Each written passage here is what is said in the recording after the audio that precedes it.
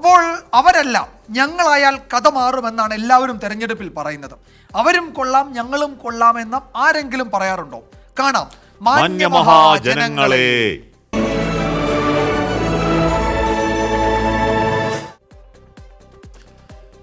അപ്പോ കേരള കോൺഗ്രസുകൾ തമ്മിൽ അങ്ങനെ മത്സരിക്കുമ്പോൾ അത് സൗഹൃദ മത്സരമാകുമോ അതോ കടുത്ത പകയൊക്കെയുള്ള ഇന്ത്യ പാകിസ്ഥാൻ ഏറ്റുമുട്ടൽ പോലെ ആകുമെന്നാണ് ചോദ്യം. കോട്ടയത്ത് ഏതായാലും മത്സരം ഇരുത്തം വന്ന രണ്ട് സുഹൃത്തുക്കൾ തമ്മിലാണ്. രണ്ടു കേരള കോൺഗ്രസുകൾക്കും കോട്ടയത്ത് വിജയം അവരുടെ അഭിമാന പ്രശ്നമാണ്. കടുത്ത രാഷ്ട്രീയ സമ്മർദ്ദത്തിന് നടുവിലും സൗഹൃദം മുറിയാതിരിക്കാൻ ഇരുവരും ശ്രദ്ധ തുടരുന്നുണ്ട് എന്നതാണ് തെരഞ്ഞെടുപ്പ് രംഗത്തെ ഒരു കാഴ്ച. വളരും തോറും പിളരുമെന്നും പിളരും തോറും വളരുമെന്നും കേരള കോൺഗ്രസിനെ കുറിച്ച് പറഞ്ഞത് സാക്ഷാൽ KM മാണിയാണ്. അതുകൊണ്ട് തന്നെ ഏത് മുന്നണിയിൽ പോയാലും കേരള കോൺഗ്രസുകാർ എന്നും കേരള കോൺഗ്രസുകാർ തന്നെയാണ്. കോട്ടയത്ത് കേരള കോൺഗ്രസുകൾ തമ്മിൽ നേർക്കുനേർ പോരാടുമ്പോൾ ഈ കേരള കോൺഗ്രസ് സ്ഥാനാർത്ഥികളുടെ സൗഹൃദവും ചർച്ചയാവുകയാണ്.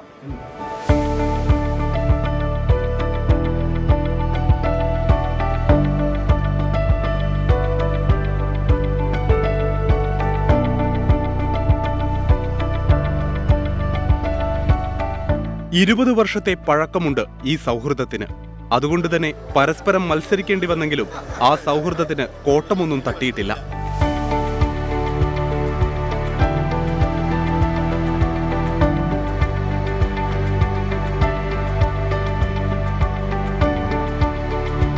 പ്രചാരണവേളകളിൽ ഒരുമിച്ച് വേദി പങ്കിടേണ്ടി വരുമ്പോഴെല്ലാം ആ സൗഹൃദം അവർ പുതുക്കാറുണ്ട്. വ്യക്തിഹത്യകൾ നടക്കുന്ന തെരഞ്ഞെടുപ്പ് കാലത്ത് ഇരുവർക്കും പരസ്പരം ബഹുമാനം മാത്രം. ഞാൻ MLA ആയിരിക്കുന്ന അവസരത്തിൽ ഫ്രാൻസിസ് ജോർജ് MP ആയിരുന്നു. ആ അവസരത്തിലും ഞങ്ങൾ തമ്മിൽ വളരെ അടുത്ത് പെരുമാറിയിട്ടുണ്ട്. പിന്നീട് ഞങ്ങൾ ഒരേ പാർട്ടിയിൽ പ്രവർത്തിച്ചു. സൗഹൃദത്തിന് യാതൊരു കുറവുമില്ല, ഒരു കുഴപ്പമില്ല. അത് മുൻപും ഇപ്പോഴും എന്നും ഉണ്ടായിരിക്കും സൗഹൃദം. സൗഹൃദം മനസ്സിലുണ്ടെങ്കിലും തെരഞ്ഞെടുപ്പിൽ വിജയം മാത്രമാണ് ഇരുവരുടെയും ലക്ഷ്യം. പാർട്ടിയെയും മുന്നണിയെയും സൗഹൃദത്തിനു വേണ്ടി തോൽപ്പിക്കാൻ ഇരുവരും തയ്യാറല്ല. ഇപ്പോൾ രണ്ട് പാർട്ടിയാണ്, രണ്ട് മുന്നണിയാണ്. അദ്ദേഹത്തിന് ആ മുന്നണിയിൽ നിന്ന് മത്സരിക്കാനുള്ള എല്ലാ അവകാശവും ഉണ്ട്. അതേപോലെയുള്ള അവകാശം എനിക്കുമുണ്ട്. അതുകൊണ്ട് അതൊരു വലിയ വൈരത്തിന്റെ മേഖലയിലേക്ക് പോകേണ്ട കാര്യമില്ല. ഇവിടുത്തെ മുഖ്യ വിഷയം എന്ന് പറയുന്നത് UDF LDF തമ്മിലുള്ള മത്സരമാണ്. ആ മത്സരത്തിൽ LDFനെ പരാജയപ്പെടുത്തണം എന്നുള്ള ഉറച്ച നിലപാടോടുകൂടിയാണ് UDF പോകുന്നത്. സൗഹൃദം പോലെ തന്നെ തോമസ് ചാഴിക്കാടനും ഫ്രാൻസിസ് ജോർജും തമ്മിൽ സമാനതകളും ഏറെയാണ്. ബാങ്ക് ജീവനക്കാരായ ഇരുവരും അപ്രതീക്ഷിതമായിട്ടാണ് രാഷ്ട്രീയത്തിലേക്ക് എത്തുന്നത്. 8ാം മത്സരത്തിനാണ് ഇരുവരും കോട്ടയത്ത് ഇത്തവണ ഇറങ്ങിയിരിക്കുന്നതും. 1991 ഏറ്റുമാനൂരിൽ തോമസ് ചാഴികാടൻ മത്സരിക്കാനെത്തിയത് സഹോദരൻ ബാബു ചാഴികാടന്റെ മരണത്തെ തുടർന്ന്.